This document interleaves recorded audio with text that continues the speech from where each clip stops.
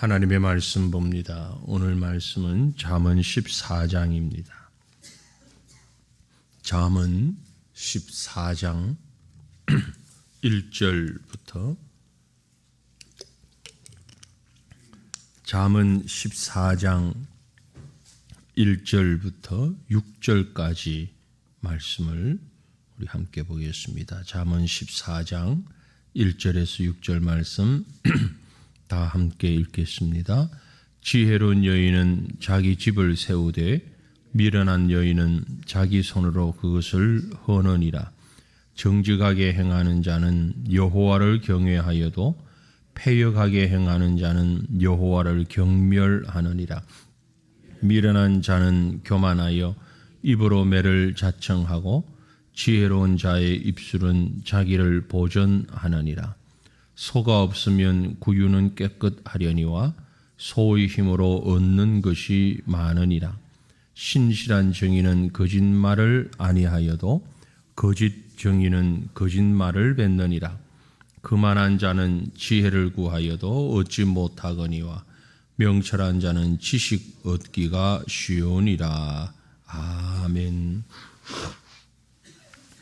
14장 잠언 14장에서는 지혜로운 여인 또 그 반대로 미련한 사람 그것을 대조적으로 얘기하고 있습니다. 지혜로운 여인 그러니 남자는 제외하고 여자만 생각하는 것이 아니고 가정을 주로 배경으로 하는 말씀들을 많이 하기 때문에 여인으로 했을 뿐 실상은 지혜로운 사람, 미련한 사람 그렇게 이해를 하는 쪽이 좀 더 좋지 않을까라는 생각을 합니다. 특별히 이제 가정을 중심으로 했을 때는 남자는 바깥일, 여인은 가정의 일 이런 개념이 있기 때문에 그래서 지혜로운 여인이라고 했습니다. 지혜로운 여인은 자기 집을 세우되 미련한 여인은 자기 손으로 그것을 허느니라. 이 1절 말씀이 어쩌면 14장 전체를 또 대표하는 서론이기도 하고 결론이기도 한 그런 말씀으로 생각할 수 있는데요. 하나님의 사람, 믿음의 사람, 그러한 자는 지혜로워서 집을 세우지만 그렇지 않는 자는 집을 헌다, 집을 무너뜨린다 이렇게 이해를 하면 좋겠습니다. 쉽게 이 말씀에 해당되는 사람을 성경에서 찾아보면 룻과 롯의 아내 두 사람을 한번 생각해 봅니다. 먼저 룻 보면 남편을 잃고 또 그 시어머니를 모시고 남자들이 다 죽어서 정말 그 가정이 나오미와 함께 파산할 수밖에 없는 가정. 그래서 먹고 살기 위해서 찾아왔던 곳을 베들레헴을 버리고 모압으로 찾아왔던 그 여인들이 그 가정이 다 그만두고 다시 본향으로 돌아가는 그런 모습을 보는데요. 그 장면에서 룻은 어머니가 믿는 하나님 나의 하나님이십니다. 어머니가 가시는 곳에 나도 갑니다. 그런 고백을 하면서 정말 그 가정을 붙잡고 있는 모습을 볼 수 있습니다. 결국 시어머니와 함께 본향으로 가서 그곳에서 요즘으로 말하면 날품을 팔면서 가정을 세워가죠. 결국 그 룻이 보아스를 만나고 기업 무르는 그 은혜를 받고서는 가정이 새롭게 세워지고 결국 그 가정에서 예수 그리스도, 그 후손에서 예수 그리스도가 탄생하는 이 엄청난 가문을 세우는 일을 하는 것을 볼 수 있습니다. 참 지혜로운 여인이죠. 세상 사람들이 세상에 보이는 것 쫓아갈 때, 물질을 쫓아갈 때에 룻은 그 시댁을 통하여서 알게 된 하나님 아버지를 여호와 하나님을 끝까지 붙잡고 허물어져 가는 가정을 세우는 그 모습을 봅니다. 하지만 그 소돔 고모라 성이 멸망할 때 기록되어 있는 롯의 아내 어떻습니까? 하나님께서 물론 의인으로 칭해 주셨고 하나님의 계획이 있고 택정하셔서 그 롯의 가정을 구원하시기로 작정하셨습니다. 딸들과 정혼한 사위들까지 구원하시기로 하나님이 작정하셨지만 그 정혼한 사위들은 장인의 말을 농담처럼 여기고 가벼이 여기고 그 말에 순종하지 아니하고 뿐만이 아니라 그 롯의 아내는 그 마지막 결정적인 순간에 사람의 본인들의 어떤 공력도 아니고 자기들의 신앙도 아니고 자기들의 어떤 노력도 아니고 100% 하나님의 은혜로 구원받게 된 그 순간에도 그 만들어져 가는 세워져 가는 과정을 하루아침에 허물어 버리는 세상 미련 버리질 못하고 뒤를 돌아보면서 하나님의 징벌로 소금 기둥이 되고 그 롯의 아내가 죽음으로 결국 그 가정이 어떻게 되는가 하니 딸들과 함께 롯이 정말 끔찍한 해서는 안 될 일을 물론 딸들이 잘못된 생각 때문에 그렇지만 아버지와 동침하게 되는 요즘 말로 얘기하면 그야말로 콩가루 집안 아닙니까? 집이 다 부서졌어요. 가정이 다 허물어졌어요. 하나님의 사랑과 은혜와 손길을 인식하지 못하고 가정을 무너뜨리는 롯의 아내 또 그 가족들 반대로 앞에서 말씀드린 룻의 모습 두 사람은 아주 대조적으로 지혜로운 여인이 어떻게 자기 집을 세우며 미련한 여인이 어떻게 자기 손으로 그 집을 허무는지를 적나라하게 보여주고 있다라고 말씀드릴 수 있습니다. 그렇다면 우리는 어느 쪽입니까? 나의 믿음이 나의 신앙이 허물어져 가는 우리 가정을 세우는 쪽인지 아니면 하나님이 긍휼로 사랑으로 은혜로 억지로 세워주시는 것마저도 허물어버리고 있는지 우리 자신의 모습을 돌아볼 수 있었으면 좋겠습니다.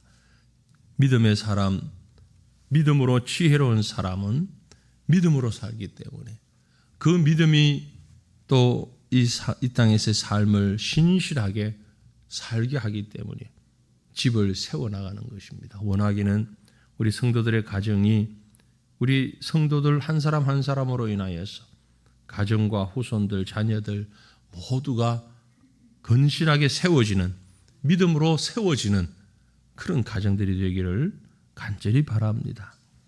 2절 말씀을 보면 정직하게 행하는 자는 여호와를 경외하여도 패역하게 행하는 자는 여호와를 경멸한다라고 했습니다. 이 정직하게 행한다는 얘기는 1절에서 지혜롭게 행한다는 말과 유사한 말이겠지요. 패역하게 행한다는 얘기는 1절에서 미련한 사람이라는 말과 또 일맥상통할 것입니다. 어떤 사람이 정직한 사람인가? 믿음으로 살아가는 지혜로 사는 사람이 정직한 사람입니다. 그런 사람은 어떤 특징을 가지고 있는가? 여호와를 경외하는 특징을 가지고 있습니다.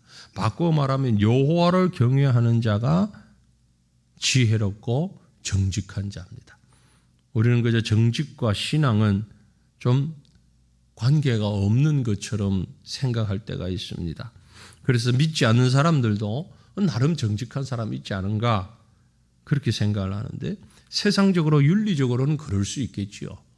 온순한 사람도 있고 정직한 사람도 있고 성실한 사람도 있습니다. 하지만 그 내면을 들여다보면 그 중심에서부터 온순하고 정직하고 지혜로운 사람은 믿음 가질 수밖에 없습니다. 그 믿음을 갖지 않았다는 얘기는 그만큼 정직하지 않다는 얘기죠. 믿음이 없다는 얘기는 온순하지 않다는 얘기입니다. 왜 그런가 하니 믿음이 없는 것은 교만하기 때문이거든요. 불신자가 들으면 화를 낼 수도 있겠지만 우리 믿음의 사람으로서 볼 때에 믿음이 없다는 것은 하나님을 나보다 월등한 나의 창조자고 인도자이신 하나님을 인정하지 않는다는 겁니다. 하나님을 인정하고서는 믿지 않을 수가 없잖아요. 믿지 않는다는 얘기는 하나님보다는 내가 더 믿었다는 얘기겠죠. 내가 더 낫다는 얘기겠죠. 결국 교만입니다. 내가 더 똑똑하고 내가 더 지혜롭고 내가 더 능력이 있으니 뭐 하나님 믿지 않아도 별 문제가 없는 것이죠. 하지만 믿음의 사람은 하나님이 없으면 안 되는 겁니다. 그래서 믿는 거예요. 그래서 여호와를 경외하는 자입니다. 어느 쪽이 지혜롭습니까? 하나님 없어도 내가 열심히 살면 되고 내가 최선을 다하면 나도 꽤 쓸만한 능력이 있는 사람이고 내가 열심히 살다 보면 좋은 결과가 있을 것이고 결국 그 사람은 자신이 하나님이 되어 있는 사람입니다. 여호와를 경멸하는 사람입니다. 나 경멸하진 않아요. 시간이 나면 믿으려고 그랬지. 나중엔 내가 믿지. 그건 다 소위 부도수표입니다. 시간 나면 믿고 나중에 믿고 천천히 믿고 그게 우선순위가 되지 않는다는 얘기겠죠. 지금 당장 우선순위는 내가 해결하겠다. 얼마나 교만합니까? 얼마나 여호와 하나님을 경멸하는 자입니까? 입으로는 그건 아니라고 내가 왜 하나님을 경멸하냐고 언젠가는 내가 믿을 거라고 하지만 지금 이 순간만큼은 여호와를 경멸하는 거예요. 자신의 생을 자기 마음대로 할 수 있을 줄로 착각하고 있는 것이죠. 하지만 지혜로운 사람은 정직한 사람입니다. 하나님 앞에 나의 수준을 나의 모습을 그대로 내려놓을 수 있는 사람입니다. 하나님을 경외하기 때문에 하나님 없이는 안 됩니다. 하나님 없이는 내가 한순간도 살 수 없습니다. 주님 없는 삶은 죄인의 삶입니다. 하나님이 나를 지켜주지 아니하시면 나는 아무 능력이 없습니다. 나는 죄악 가운데 빠질 수밖에 없습니다. 이게 정직한 자죠. 그렇죠? 내가 뭔가를 할 수 있다는 것은 거짓되고 교만한 것입니다. 그래서 지혜로운 자기 집을 세우는 사람은 정직하게 하나님 앞에서 하나님을 경외하고 자기 자신을 내려놓는 자인 것입니다. 이런 믿음의 겸손이 우리와 함께 할 수 있기를 간절히 소망합니다. 이어서 3절을 보면 미련한 자는 교만하여 입으로 매를 자청하고 지혜로운 자의 입술은 자기를 보존하느니라. 조금 전에 2절을 말씀드리면서 매를 자청하는 입 말씀드렸습니다. 내가 해보겠습니다. 나중에 내가 나가요. 하나님보다는 우선 자기가 앞서 있는 사람, 소위 우리 집에서 우스갯소리로 매를 번다 그러죠. 매를 버는. 하나님 앞에서 매를 버는 거예요. 미련한 자는 자기 입으로 매를 자청하고 성경에 나오는 말이에요. 매를 자청하다. 매를 버는 것이죠. 어떻게? 미련하기 때문에. 하나님보다 자기가 앞서기 때문에.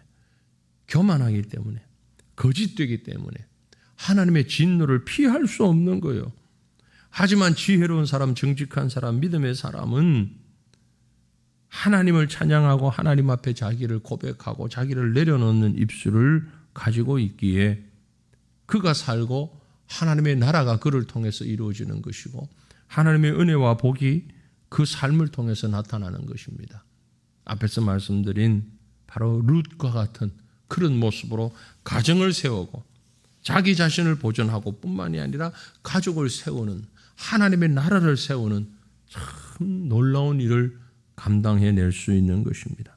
그렇지 않은 자는 롯의 아내처럼 하나님이 베풀어 주시는 은혜마저도 무시하고 망가뜨리고 그것을 하나님의 진노의 구덩이에 몰아넣고 마는 그런 삶을 사는 것입니다. 오늘 하루 이 14장 말씀을 한 절 한 절 묵상하시면서 하나님 앞에서 지혜로운 사람과 그와 반대되는 참 하나님을 경멸하는 하나님을 부인하는 그래서 하나님의 진노를 피하지 못하는 그 사람의 특징들을 차근차근 살펴보면서 나는 하나님 앞에서 어떤 모습으로 살고 있는가 자신을 주님 앞에 내려놓고 내가 아닌 하나님이 나의 삶의 주인 되는 그런 삶을 살아가는 우리 모든 성도들 또 우리 성도들의 가정이 될 수 있기를 우리 주님의 이름으로 축원합니다. 기도합니다. 하나님 아버지 감사합니다. 미련하고 멸망받을 수밖에 없는 저희를 죄 가운데서 하나님의 진노를 살 수밖에 없는 저희를 우리 하나님 버려두지 아니하시고 긍휼을 베푸시고 은혜로 부르시고 구원하셔서 세워주시고 하나님의 나라의 일을 맡겨주신 은혜 감사합니다.